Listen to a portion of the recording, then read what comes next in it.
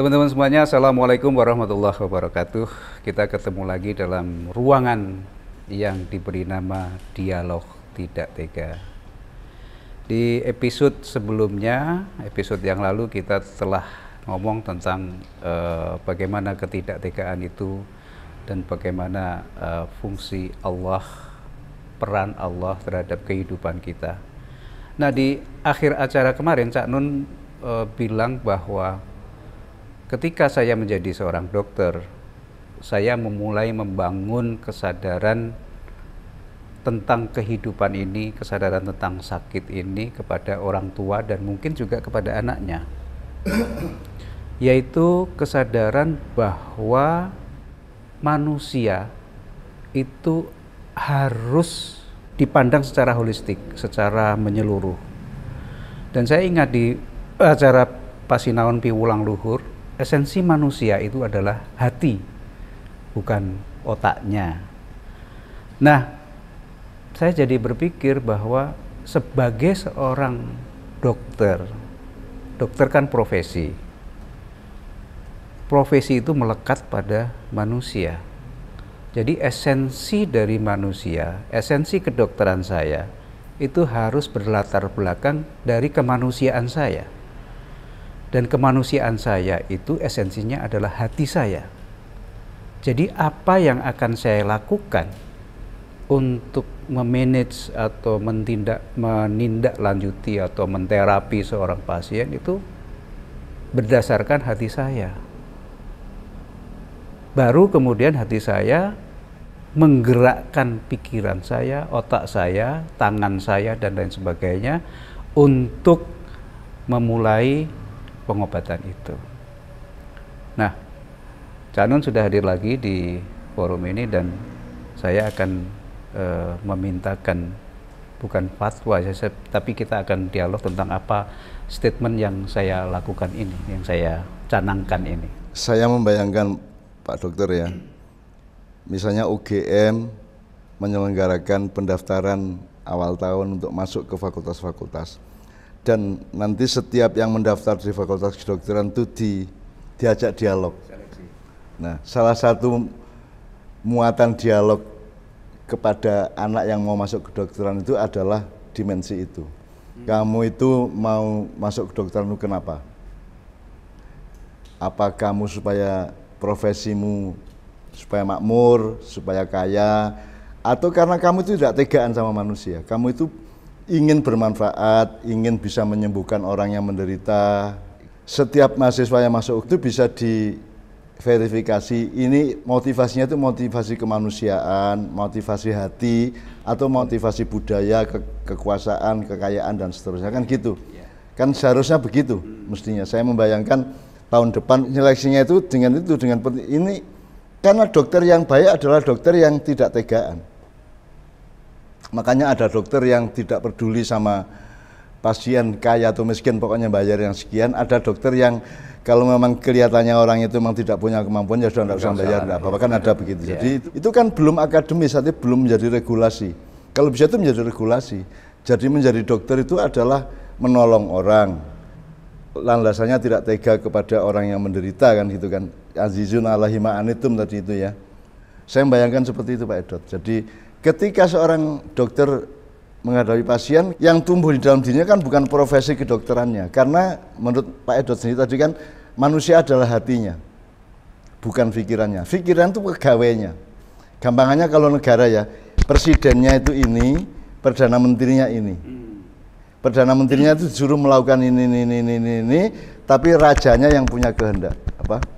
Presidennya yang punya kehendak. Jadi kepala negaranya itu ini, kepala pemerintahannya ini. Jadi makanya kuliah itu urusan pemerintah, urusan kepala pemerintahan. Kamu ngurusin pertanian, kamu ngurusin farmasi, kamu ngurusin biologi, kamu ngurusin itu kan semua kan perdana menteri yang ngurusin, dan menko-menkonya dan menteri-menterinya. Nah, tapi kan pusat kehendaknya di hati.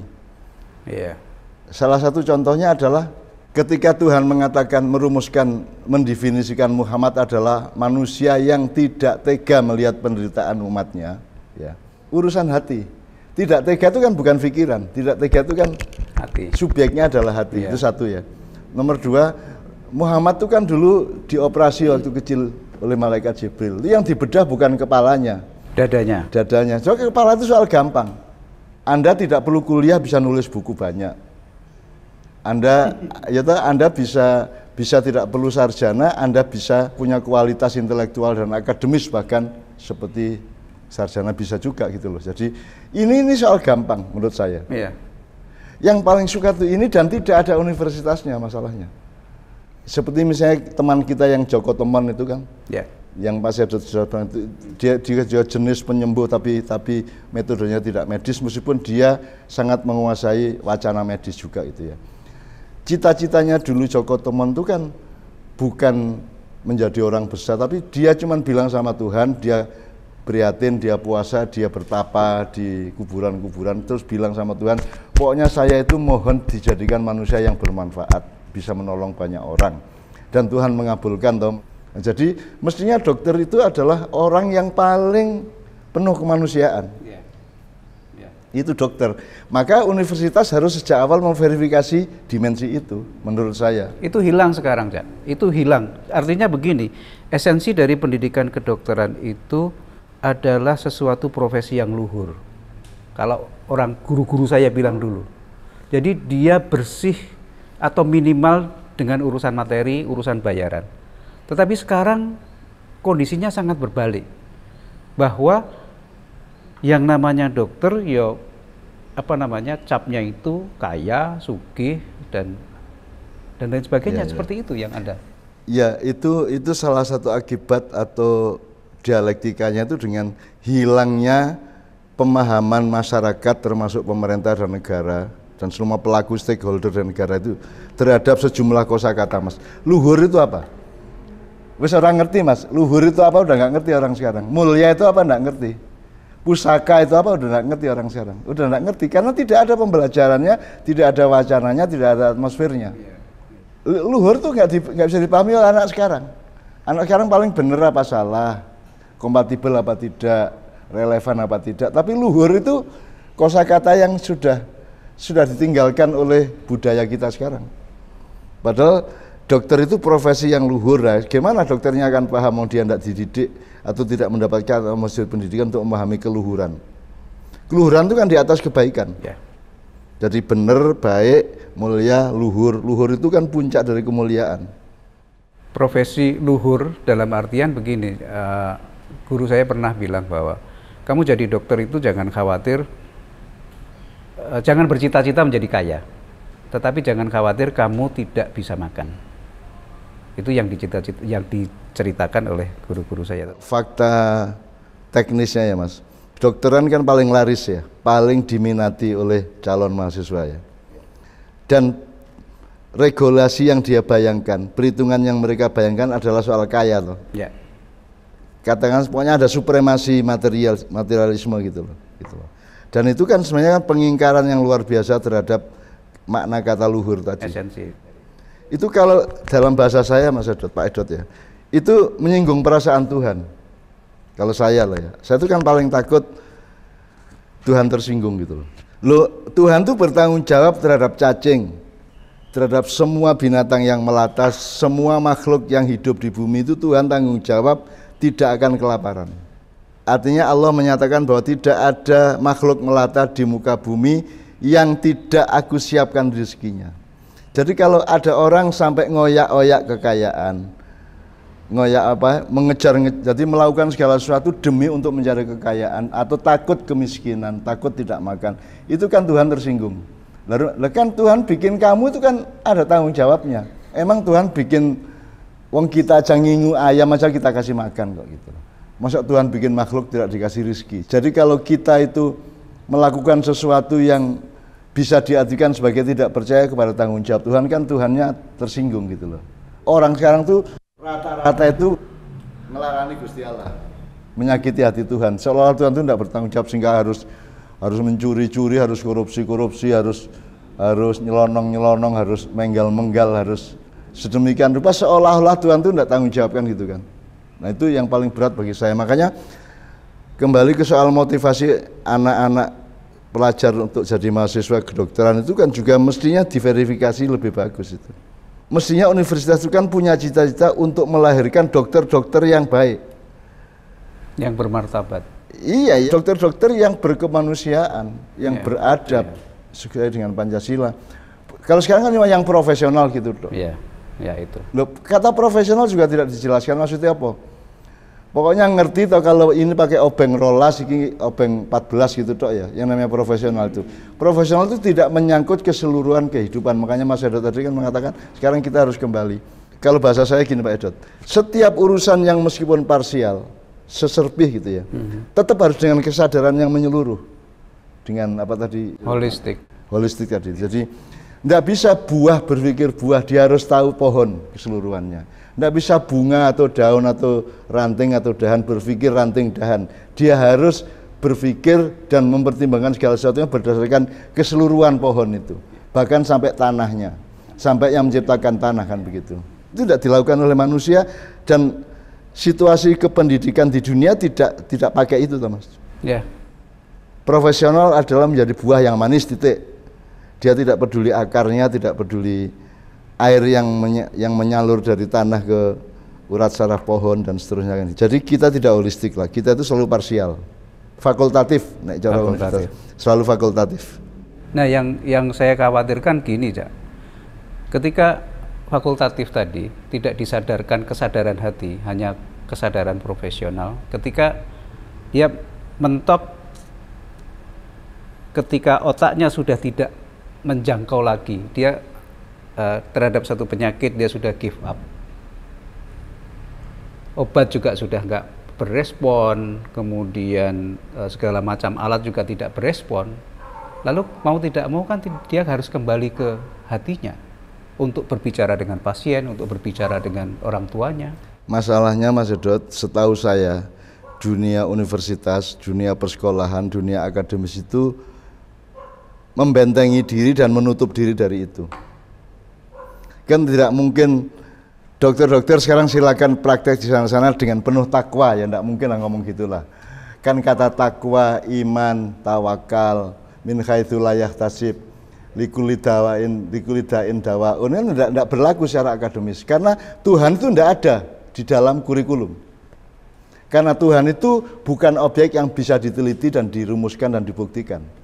Jadi sesungguhnya bagi seluruh kaum pembelajar di seluruh dunia ini Tuhan kan nggak ada, nggak diakui lah paling tidak. Jadi tidak mungkin ada pertimbangan seperti yang Pak Edot bilang tadi gitu. Nggak mungkin rektor melepas dokter-dokter silakan bertugas sekarang menolong orang di seluruh pelosok Nusantara, jangan lupa tetap bawa iman dan takwamu, ya nggak mungkin lah, gitu kan. Kalaupun ada rektor ngomong gitu tuh yang ngomong bukan rektornya tapi manusianya. Kan gitu. Sama dengan kemarin itu kita diskusi fakultas kedokteran itu. Nah kadang-kadang rektor pun, tingkat rektor pun tidak bisa membedakan, tidak bisa merumuskan jarak antara dia sebagai rektor, dia sebagai manusia, dia sebagai muslim atau Kristen, dia sebagai orang Jawa, dia sebagai orang Indonesia, dia sebagai ini, sebagai ini, kan banyak subjek kita tuh kan banyak. Saya orang Indonesia, saya orang Jombang, ya saya orang Jawa, saya orang Islam, saya ya anaknya bapak saya, cucunya kakek saya, itu kan banyak, diri saya itu banyak. Nah itu kan harus ada tata kelola dan pengambilan jarak yang tepat supaya tidak kolusi. Jadi kalau tersinggung atau kalau marah itu jelas sasarannya. Sebagai anak atau sebagai cucu atau sebagai apa? Iya, nanti dulu. Jadi kita ngomong ke orang juga harus memperhatikan dimensi apanya, diri yang mana yang kita. Makanya orang Jawa kan mengatakan sedulur papat lima panjer, jane sedulur akeh orang yang papat. Ada diri yang banyak dalam diri kita itu, dan kita harus menata, harus ada tata ruangnya. Harus ada tata ruangnya. Jangan dicampur aduk, kamu sebagai bapak dan kamu sebagai rektor jangan dicampur aduk. Dalam diri kita itu ada banyak diri di mana kita harus punya tata ruang dan tata kelola untuk merumuskan dan merasakan dan jeli terhadap jarak-jarak itu tadi. Kalau saya makan kan saya sebagai binatang, Pak Edot. Iya. Begitu saya makan kan saya binatang sebenarnya gitu. Meskipun plus ya kalau binatang pokoknya alamiah, nek wedhus suket, ya nek macan daging gitu ya. Ya kalau manusia kan terus sego sak lawe. Manusia kan punya kreativitas, punya akal, punya pikiran, bisa menentukan macam-macam bisa sambal ini, sambal itu, bebek ini, bebek itu, ayam ini, ayam itu gitu ya. Itu kan binatang plus. Tapi peristiwa makannya itu kan binatang. Kalau peristiwa manusianya kan tidak tega, terus menyuruh pikirannya untuk mengurangi tidak tega itu dengan mengatasi masalah. Dokter itu kan ngelihat orang di jalan aja kan dia bisa melihat wajahnya, wah itu orang sakit ini, wah itu orang sakit ini. Jadi saya enggak, terus dia punya tumbuh rasa tidak tega, azizun alaihi ma'anitum itu. Kalau Allah mengatakan tentang Rasulullah ya. Jadi ada jiwa azizun alaihi ma'anitum, selalu peka terhadap penderitaan orang dan tidak tega, sehingga dia ingin mengatasi kan gitu. Nah masalahnya ketika Pak Dokter mengatasi kan kemudian ada keterbatasan. Ada waktu atau silaturahminya tidak lengkap, atau obatnya tidak ada, atau alatnya juga tidak mencukupi dan seterusnya. Kemudian tidak ada tempat lari. Mau kemana? Iya, mau kemana? Kalau bahasa agama kan itu berarti solusinya tawakal. Yang tawakal kan tidak dikenal di Fakultas Kedokteran. Tawakal itu mewakilkan sesuatu yang kita tidak mampu kepada Tuhan. Itu namanya tawakal. Kembali kepada yang pencipta. Ya kan kita tidak menciptakan diri kita sendiri, masalahnya. Kita kan cuma diciptakan, kita kan cuma dibikin ada. Itu pun tidak bisa menentukan edot itu pengen jadi edot kan enggak toh? Moro-moro jadi edot kan itu. Aku moro-moro jadi aku, dan saya tidak bisa menawar saya lahir dari ibu yang mana, kan tidak bisa menawar. Itu kan. Sehingga banyak bayi nangis itu karena dia kaget kok itu bapak saya kan gitu. Baik, Cak Nun, terima kasih atas segala masukan yang mudah-mudahan menjawab dari kegelisahan hati saya dan mungkin teman-teman semuanya atau teman-teman seprofesi, bahwa manusia itu esensinya adalah hatinya, kemudian segala macam upaya, usaha yang kita lakukan, baik itu dari perspektif keilmuan kita ataupun dari perspektif penyandang dana ataupun apa namanya istilahnya penunjang, baik itu obat, alat, kemudian laboratorium dan sebagainya, itu akan ada akhirnya atau akan ada mentoknya. Nah, ketika itu sudah tidak bisa diapa-apakan lagi, tidak diulur lagi, maka kita kembali kepada si presiden atau si raja dari diri kita, yaitu hati kita. Dan hati kita punya siapa? Punya Allah Subhanahu wa Ta'ala. Saya kira itu yang bisa kita ambil manfaatnya untuk kali ini. Selamat beristirahat. Assalamualaikum warahmatullahi wabarakatuh.